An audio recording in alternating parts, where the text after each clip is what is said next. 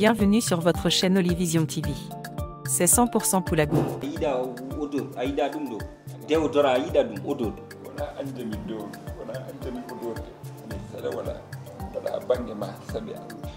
min ɓe kadi mbiɗa sikki tan ɗan a waɗaka mise à jour e suudu ndu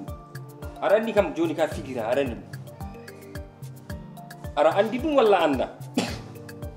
wurɗoju jabomi aɗa andi joni ka figuira e suudu ndu walla anda an tikita ko ka révisé allah ne seedi ka révisé allah ne seedi ka sa wi kam révisé joni joni mi ñusma ka révisé allah ne seedi ka révisé wi tam révisé ka révisé lemme awo ko wonno he surtout juuɗe maɗe surtout ana gajo wala gonga e ma nene mi feete de surtout juuɗe maɗe mimi ma tawe he mawɗo kilifa liggota nene surtout lemme ora fa laharane makko foof on cikkata min ko fijide daddimi ɗo walla min mbima ɗo dey ɗo mi bousani ɗo maître en tant que haaje mo parrain mi jogorani bousde ɗo en ando poussiére o watta andu aɗa nder day tambe ça va seri oɗo to mbiyata kaldata min a jeewi hoore ma yeehi hoore men ay an sa rena kam ñamat maani ha merci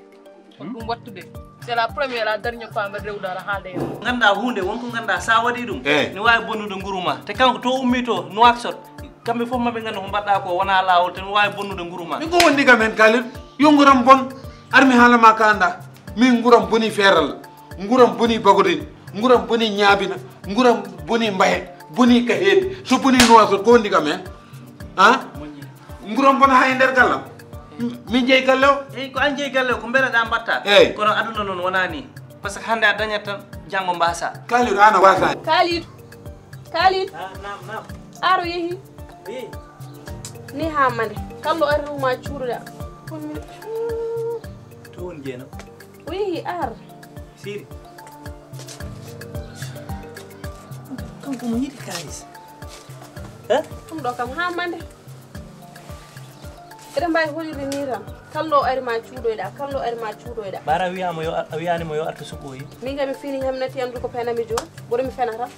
horma war o ni ha holni anguil hanki ha joni nangi neɗɗo haɗa fiya ɗum ɗo ha lewru goto maayi koni min goni ɗum ko haala ni ha holne nenne mer sa waɗi o ma dañ gacce de jam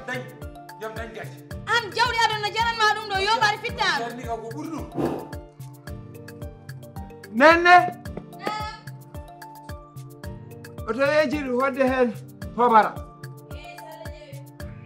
seeɗa tan noon nenne e pombi serre fois o ko importé walla local. Veuillez vous abonner et activer la cloche de notification.